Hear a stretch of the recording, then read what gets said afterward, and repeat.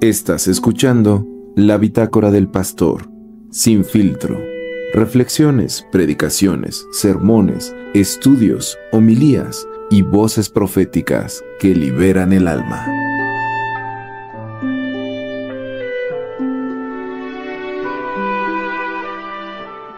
¿Tienes alguna herida, trauma o cicatriz? ¿Sí o no? ¿Cuántos dicen amén? Amén. Ay, yo te dije, qué bueno que dijeron amén, si no iba a ser yo el único traumado aquí, ¿verdad? El único herido. Todos tenemos heridas y traumas más de lo que nos gustaría aceptar. Y quien diga que no se está engañando, porque a veces les llamamos hasta de otras formas. Hay personas que dicen, no, yo traumas no tengo. O sea, sí me pasaron cosas muy fuertes que me dejaron marcado en mi vida, pero trauma no, ¿eh? Nada más hasta ahí se quedó, ¿no? Sin saber que eso se llama trauma.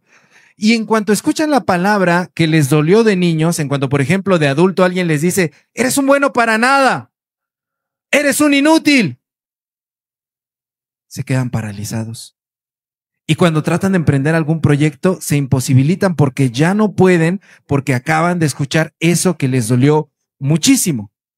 Hay otras personas, por ejemplo, que llevan la herida del abandono o del fracaso, porque papá no volvió, porque mamá no volvió, porque a lo mejor el matrimonio que ellos tenían terminó en un divorcio, o porque algún amigo los traicionó. O hay algunos a los que les dijeron que no podían mostrarse débiles nunca y el día de hoy, aunque se estén rompiendo, son incapaces de pedir ayuda. Son incapaces de decir auxilio. O hay otras personas que sufrieron de pequeñitos mucho bullying, mucho maltrato dentro de la escuela o dentro de la familia y aprendieron a normalizar esa situación. Entonces, el día de hoy son capaces de soportar los peores tratos en una relación, en una cuestión laboral, y andan de puntitas por la vida, ahí arrinconados, como no molestando a las demás personas. Aunque hay algunos que tenemos heridas más silenciosas, todo el tiempo nos estamos comparando con los demás, sentimos que no podemos dar el ancho en alguna actividad, tenemos miedo a que nos rechacen o somos incapaces de poder superar la culpa. Es una condición humana que algo que te afectó en el pasado delimita y marca tus acciones en el presente, ya sea de forma consciente, que estés consciente de ello o que no estés consciente de ello. Y es algo que ha acompañado al ser humano por siglos, por generaciones, desde que el ser humano es ser humano. Y es algo que no es ajeno al texto bíblico. Y por lo tanto, cuando miramos en la Biblia, podemos ver un espejo de cómo somos nosotros, de nuestras heridas y de nuestros traumas, como el día de hoy que miramos a esta profecía de Isaías. A ver, por favor, abre la Biblia en Isaías 9. Porque ahí Isaías está mostrándonos también una marca de heridas y de traumas en la humanidad. Está hablando de una devastación que hicieron una nación de la que hablábamos la semana pasada, que eran los asirios, y cada nombre y cada lugar aquí tiene una razón de ser. Le está hablando a una región. A ver, al final del versículo 1, ¿a qué región le está hablando? ¿Dónde? En Galilea, y en específico le está hablando a dos pueblos, Zabulón y el otro es Neftalí. Zabulón y Neftalí. Zabulón era un territorio al oeste del mar de Galilea que cuando llegaron los asirios a invadir, según Segundo de Reyes 15:29, Zabulón fue la primera zona que tocaron y que destruyeron y que devastaron. Y Neftalí está al norte del mar de Galilea y también fue de los primeros lugares afectados. Fue tan terrible la devastación que los asirios hicieron aquí que estas zonas se convirtieron luego de esos ataques en zonas marginadas, despreciadas, heridas y traumadas. El solo nombre de toda esta región es Galilea. Y Galilea viene de dos vocablos, Galil, Goyim. Galil que significa región y Goyim significa extranjeros. Era la zona en donde vivían los extranjeros, los marginados, en donde más adelante iba a vivir nuestro Señor Jesucristo. Y por lo tanto era una región de tránsito y de comercio, porque los asirios, luego de que atacaron y destruyeron allí, repoblaron con extranjeros. Y desterraban, exiliaban a la gente que nadie quería, a los más indeseables, los mandaban allí a Galilea. y por lo tanto era una zona conflictiva, y para acabarla de amolar era una frontera. Entonces imagínense una frontera marginada, conflictiva, devastada, golpeada, herida y traumática, y aparte con una mezcolanza de culturas que para los judíos eso era algo sucio, era algo reprochable, era algo impuro. Era un lugar en donde nadie quería ir, por eso tenían ese refrán que decía, ¿de Galilea puede salir algo bueno? Y se lo llegaron a decir incluso a nuestro Señor Jesús, ¿no? Bueno, pues allí es en ese lugar en donde el profeta Isaías comienza diciendo en el versículo 1, vea conmigo, por favor, lo lee conmigo, dice que, mas no que habrá siempre oscuridad para la que está ahora en angustia. Es en ese lugar traumado en donde el Señor Jesús dice, no habrá siempre oscuridad, lo cual quiere decir que hoy Dios está hablando a la Galilea, pero no solamente a la de hace 2000 años, le está hablando a la Galilea de nuestra propia persona, de nuestro ser, a nuestras heridas, a nuestros traumas, en donde nos sentimos devastados, rechazados, humillados, en donde aún estamos luchando con algunas cosas que nos duelen de nuestro pasado y que nos duelen del presente. Y quisiera enfatizar dos situaciones que podemos aprender de este texto. Lo primero es que el gozo de Dios nace en nuestras zonas heridas y relegadas como Galilea. Ahí es donde nace el gozo de Dios. Justamente ahí donde dice, donde hay oscuridad, el Señor anuncia que va a haber luz. En los lugares que nos duelen, en donde nos da miedo, en donde nos han hecho sentir relegados. ¿Y para qué toca Dios nuestras heridas? Porque de repente hay algunas personas medio maldosas, ¿verdad? Le enseñas una cicatriz, una herida y ahí van, ¡ah!, como para que te duela, como para hacerte la maldad. O de repente vas al seguro y alguna doctora o doctor o enfermera que de repente no es muy cuidadoso, toca la herida y hasta te termina doliendo más, ¿verdad? Pero cuando Dios toca nuestras heridas, no lo hace para exhibirnos, no lo hace para que nos duela más, lo toca para sanarnos, para aliviarnos, para darnos alegría y gozo. Porque Dios no es como esas personas, como de repente tú te vulneras con un amigo, con una amiga, le cuentas todo lo que traes en tu corazón, lo que te está angustiando, y al ratito no solamente se burla de ti, sino que ya lo sabe medio pueblo. Lo difundieron. No sé si alguna vez le han hecho eso a usted. A mí sí me lo han hecho. De repente lo más íntimo ya lo anduvieron contando por todos lados. Es más, he sabido de iglesias en donde los mismos pastores cuentan los secretos de los congregantes. Y lo están diciendo por todos lados porque no tienen ese cuidado de la información sensible, o donde el pastor utiliza lo que le confesaron en la semana para predicar.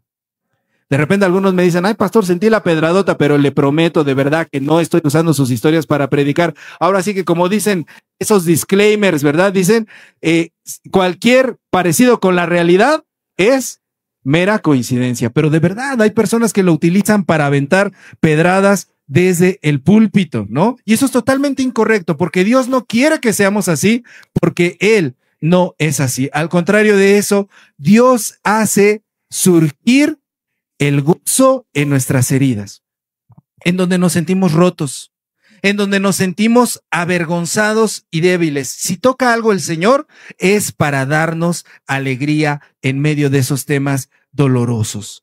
Y por lo tanto, para poder tener el gozo de Dios, adivinen qué, hay que dejar que Dios toque nuestras heridas. Y eso va a doler. Y eso va a arder. Yo no sé cuántos de ustedes de repente antes acostumbraban, ¿verdad?, no echar agua oxigenada, sino te echaban violeta o mertiolate en cualquier raspón que tenías. Y ay, Dios mío, yo preferiría la muerte en ese momento, qué doloroso es. Y cuando Dios toca tus heridas, es también doloroso. Y vas a chillar, y vas a berrear, y vas a gritar delante del Señor, pero es el proceso para que se desinfecte. Es el proceso para que se sane, para que cierre la herida, para que cicatrice y para que deje de doler, porque de otra forma te va a infectar y se va a llenar de pus. Se va a llenar de pus. Voy a cambiar de micrófono, ¿sí? Para que, ¿ya? Ok. Bueno, este es el proceso para que pueda sanar la herida, ¿no? que tiene que doler. Y yo no sé ustedes, pero hay personas que de repente vemos que no se dan el tiempo de tocar sus heridas. De repente hay personas a las que les da miedo el poder abordar estos temas difíciles. Pero si miramos a la profecía que vemos hoy en Isaías 9, Dios no solamente está prometiendo gozo y alegría, van a andar muy bien. Fíjense bien lo que dice el versículo 2. Dice, el pueblo que ¿qué? Que andaba en tinieblas, los que ¿qué? Moraban en tierra de sombra de muerte. Cuando Dios habla, comienza a decirle sus verdades a estas personas. No solamente les dice, les va a ir muy bien, van a tener alegría, van a tener gozo. Sí, les tiene que decir sus verdades y les dice, ustedes estuvieron en angustia. Ustedes estuvieron en tinieblas. Moraron en lugares de muerte, y algunas otras versiones dice, ustedes fueron humillados. Y yo no sé ustedes, pero cuando a mí alguien me toca un vals que me duele, hasta me enojo con la persona. ¿Por qué tenías que hablar de ese tema? ¿A qué venía eso a colación? ¿Por qué tenías que sacar este asunto? ¿No podías hacer de cuenta que nada más borrón y cuenta nueva y ya? Pero hay temas que no nos podemos saltar. Hay conversaciones que no nos podemos ahorrar. Mucha gente va por la vida sin reflexionar, sin profundizar sobre sus heridas. Por ejemplo, en el tema amoroso, salen de una relación y ya entraron a otra. Y luego ya entraron a otra y ya entraron a otra. ¿Y saben qué? Esas personas ya tienen pus sobre la pus. Tienen costra sobre la costra, porque nunca sanaron lo que tenían que sanar. Tienen herida sobre la herida. Pero para que nosotros podamos escribir una nueva historia, tenemos que entregarle la hoja de nuestra vida al Señor. Y el Señor tiene que revisar esa hoja con borrones, con manchones, con errores, con traumas y profundizar. Porque el gozo de Dios no viene de lo superficial. El gozo de Dios no es esa alegría que sienten los borrachitos cuando se emborrachan, ¿verdad? Los de antaño y los nuevos, nada más cambia la música, pero los borrachitos son siempre los mismos. Y se sienten bien alegres y andan en el jolgorio. Pero ese gozo es superficial. O las personas que sienten el subidón de energía, los que consumen sustancias, sienten que vuelan, sienten que andan en otro lado, pero eso no es el gozo del Señor. Las personas que sienten adrenalina por las emociones extremas, tampoco es el gozo del Señor. El gozo de Dios es una luz que brilla en la oscuridad y trae reivindicación para tu historia de vida. Por lo tanto, el primer llamado que recibimos el día de hoy es atraer y entregar nuestras heridas a Dios, a dialogarlas en oración y atrevernos a tratar con ellas.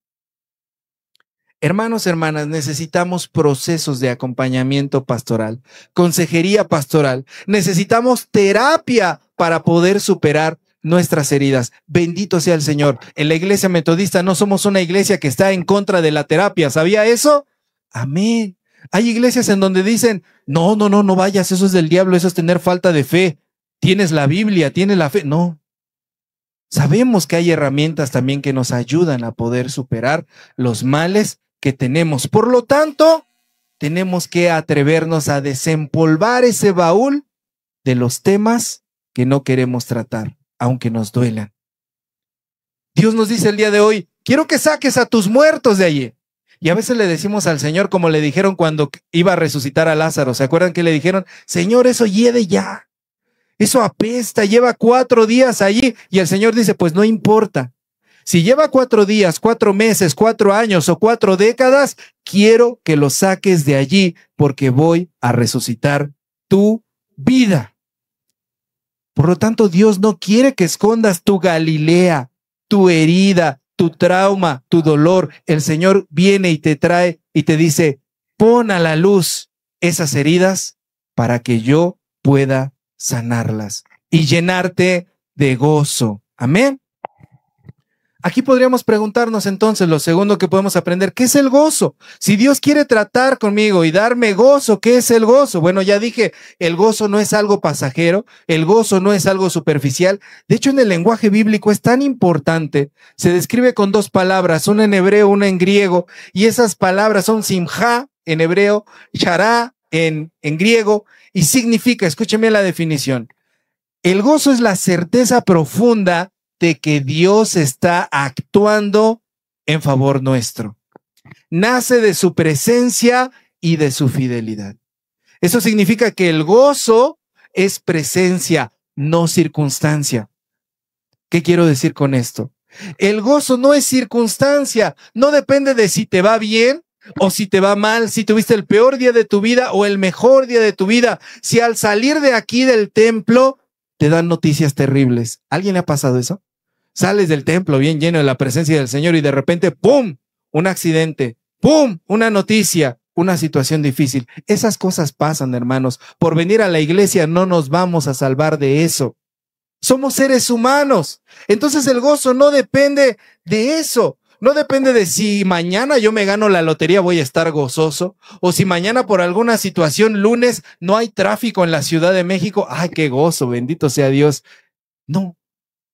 El gozo no es circunstancia. El gozo es presencia. Y mucha gente no entiende esto. Mucha gente llega a decir, pero ¿cómo me puedo sentir alegre en este momento si estoy pasando por lo peor? Últimamente me está yendo muy mal. Ni siquiera tengo ganas de ir a la iglesia. No sabes qué malo estamos pasando en la familia. El gozo no es circunstancia. El gozo es presencia. Es la convicción de saber qué presencia está contigo, quién está contigo y quién está contigo. Dios, Jesucristo, el Espíritu Santo, el Padre de bondad, está contigo y por lo tanto puedes estar gozoso. ¿Acaso no recitamos siempre, Jehová es mi qué? Pastor, nada me faltará? La zona de Galilea podía seguir devastada, pero la presencia de Dios la llenaba de gozo. Y además, el gozo es el fruto de la confianza. Cuando tú le dejas tus heridas a Dios, puedes descansar, puedes dormir, sientes que algo se mueve dentro de ti, empiezas a sentir la sanidad. Ahora que me metieron cuchillo a mí por las noches, sentía así como el cuerpo estaba como teniendo algo ahí. ¿Qué es esto? Se llama sanidad. Y te deja descansar. No eran agruras, era sanidad. El gozo te permite tener la confianza de que quien te está sustentando es 100% confiable. Imagina que tienes un negocio. Si le dejas el negocio a un aprendiz y te tienes que ir un día, ¿cómo vas a estar? Híjole, nervioso todo el tiempo, mandándole mensajes, haciéndole llamadas. ¿Se acordará de esto? ¿Se acordará de hacer aquello? No. ¿Cómo voy a llegar a encontrar el negocio? Pero si lo dejas en manos de un experto, de alguien que le sabe, alguien que es de tu confianza, puedes estar tranquilo, porque sabes que esa persona va a hacer las cosas bien y nada malo va a suceder. Eso es el gozo. La confianza de saber que estás en manos de Dios. La zona de Galilea de la que leemos en la profecía de Isaías tuvo que aprender a confiar en que Dios estaba haciendo la reparación necesaria. El gozo también es resistencia espiritual. ¿Qué significa eso? Que cuando tú te atreves a decir con tus labios, yo me gozo en el Señor, yo me gozo en Dios, estás diciendo abiertamente que el dolor no tiene la última palabra. Amén. Hace rato lo testificó nuestra hermana, ¿verdad? ¿Quién tiene la última palabra? Dios. Entonces el gozo y resistencia es poder testificar. Alguien te puede decir, oye, estás loquito, estás disparatado. ¿Cómo puedes estar tú tan tranquilo y tan feliz si estás pasando por cosas tan difíciles? Yo puedo estar tranquilo y feliz porque Dios tiene la última palabra. El dolor no me define como persona. El dolor no me gobierna. Dios es el que va a hablar.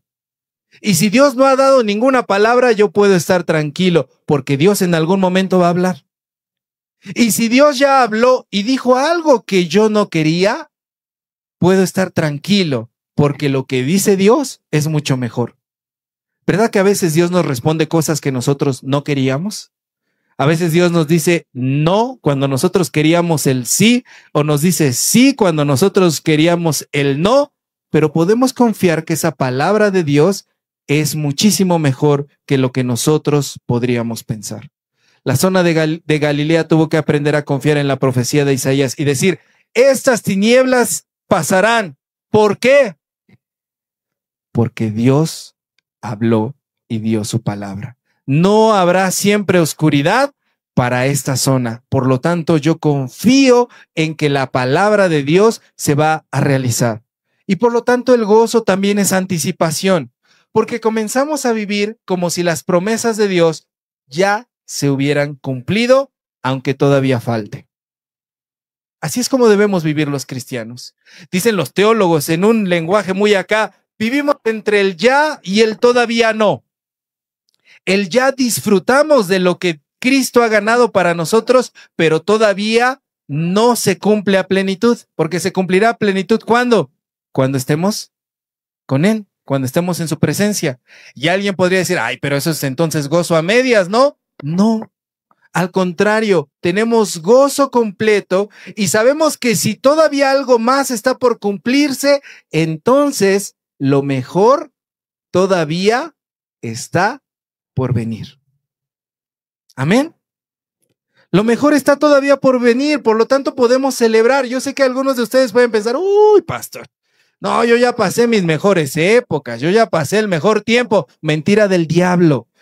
Si tiene usted 70 y tantos años, 80 y tantos años, 60 y tantos años, o los treintañeros o cuarentañeros que ya se sienten que están bien ancianos, ¿no? Si tiene usted ese tiempo y dice, no, yo ya pasé lo mejor, mentirota, eso no es cierto. La palabra del Señor nos dice, lo mejor aún está por venir. Siempre lo mejor aún está por venir. Siempre lo mejor aún está por pasar. Siempre lo mejor aún está por llegar y por lo tanto podemos celebrar a nuestro Dios. Podemos cantarle a nuestro Dios, podemos gozarnos en la presencia de Dios y disfrutar, porque no importa lo que suceda, nos aguarda lo mejor. Hay personas que tienen temporadas de su vida en donde les llueve sobre mojado, ¿verdad? Y entonces de repente suena el teléfono, ay no, Dios mío, ya otra mala noticia. Ay no, Dios mío, ya otra mala noticia. Hay que cambiar esa actitud y pensar que todavía lo mejor está por venir. Aunque ahorita te esté lloviendo, tupido. La esperanza y el gozo en el Señor deben estar presentes en nuestro corazón. Por lo tanto, hermanas y hermanos, el gozo es una sorpresa de parte de Dios porque irrumpe en la historia. Así como en algún momento irrumpió en la historia de esta zona llamada Galilea para sanarla de sus traumas, para traer promesa y traer salvación, así el Señor irrumpe en las zonas marginadas de nuestro ser para traernos también ese gozo, porque el gozo de Dios no viene de cuando nos sentimos importantes y poderosos. Muchas personas sienten que el gozo solamente es para los que están de fiesta y para los que sienten que las pueden. No, el gozo de Dios viene cuando tú estás quebrado, cuando tú estás roto, cuando tú estás descompuesto, cuando estás olvidado, cuando estás herido, cuando estás lleno de traumas. Allí es donde una luz aparece donde menos lo esperabas, para contradecir tu historia de dolor, para restaurarte, entrar en tu vida real y meterse en el pellejo de cada uno de nosotros. Y nos invita a sonreír el día de hoy. Nos invita a saber que el triunfo es del Señor y que Dios solamente tiene, como decía también el profeta Jeremías, mis planes son de bien para con ustedes. Así que alegrémonos, hermanos, y demos voces de júbilo, porque Dios nos ama, Dios nos restaura, Dios nos sana y Dios quiere darnos gozo. Amén. Póngase de pie, vamos a orar.